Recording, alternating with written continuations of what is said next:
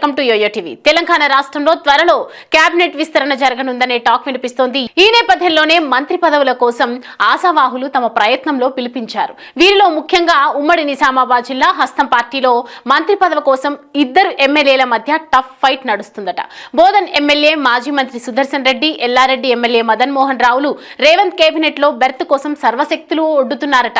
4 సార్లు ఎమ్మెల్యేగా గెలిచిన మాజీ మంత్రి సుదర్శన్ రెడ్డికి మంత్రి పదవి ఖాయమన్న ప్రచారం జరిగింది. అయితే ఎల్లారెడ్డి ఎమ్మెల్యే మదన్ మోహన్ తన పేరు పరిశీలించాలంటూ రాహుల్ టీంతో ఒత్తిడి చేయిస్తున్నారట. దాంతో సుదర్శన్ రెడ్డి పేరు ఖరారైన మదన్ మోహన్ ప్రయత్నాలతో అధికార ప్రకటనలకు తాత్కాలికంగా బ్రేక్ పడింది అంటున్నారు. రాహుల్ టీం మదన్ మోహన్ పేరు సిఫార్సు చేస్తుంటే రేవంత్ రెడ్డి మాత్రం సీనియర్ అయిన సుదర్శన్ రెడ్డి వైపు మొగ్గు చూపుతున్నారట.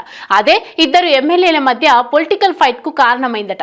సీనియర్ ఎమ్మెల్యే, జూనియర్ ఎమ్మెల్యే మధ్య రాజీ కుదుర్చేందుకు హస్తం నేతలు ప్రయత్నాలు చేస్తున్నా సమన్వయం కుదరటం లేదట.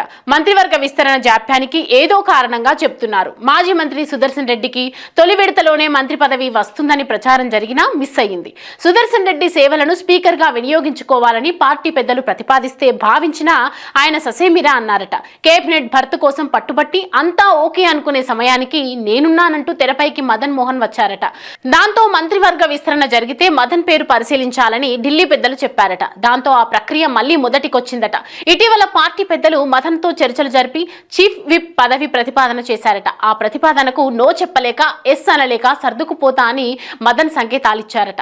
దీంతో సుదర్శన్ రెడ్డికి మంత్రి పదవి, మదన్ మోహన్ కు చీఫ్ విప్ పదవి దాదాపుగా ఖరారయ్యన్న ప్రచారం జరుగుతోంది. చీఫ్ విప్ అంటే కేబినెట్ హోదా లభిస్తుంది. ఇప్పుడు ప్రచారం జరుగుతున్నట్లు సీనియర్, జూనియర్లు ఇద్దరికి పదవులు దక్కితే నిజామాబాద్ జిల్లాకు 2 కేబినెట్ పదవులు దక్కుతాయన్నమాట. మరి ఆ లాంఛనం ఎప్పుడు పూర్తవుతుందో అని ఇద్దరు ఎమ్మెల్యేల అనుచరులు తెగ టెన్షన్ పడుతున్నారు.